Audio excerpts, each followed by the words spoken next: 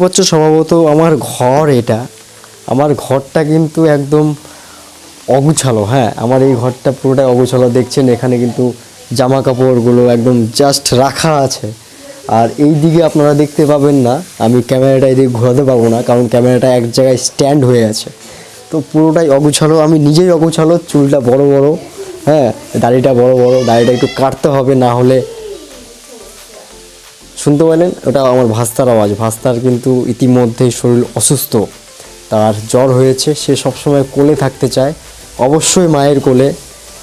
শরীর সুস্থ থাকলে কিন্তু আমার কোলে আসে বা অন্যান্য বাড়ির সদস্যর কোলে যায়, কিন্তু বেশিরভাগ সময় মায়ের কোলে থাকতে পছন্দ করে প্রতিটা বাচ্চাই।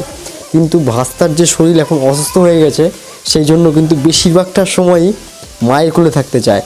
মা রান্না করছে, কিছুক্ষণ খাচ্ছে, সেই সময়টুকু যদি আমাদের কাছে আসে, মা কিন্তু শান্তিভাবে রান্না করতে পারে, শান্তিভাবে খেতে পারে। ওকে, যাই হোক, ওটা ঠিক আছে। আমার ঘর চারিদিকে অগোছালো হয়ে আছে। তো একটা ছেলে মানুষের ঘর কিন্তু চারিদিকে অগোছালো হয়ে থাকবে, এটা মাস্ট।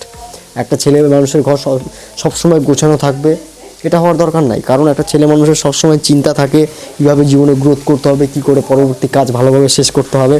তো এই হচ্ছে ব্যাপার। তো বেশি কিছু বলবো না, অনেক জ্ঞান দিয়ে দিচ্ছি বন্ধুরা। তো এই নিয়ে আমি আমার বক্তব্য শেষ করছি। দেখা হচ্ছে নতুন কোনো ভিডিওতে।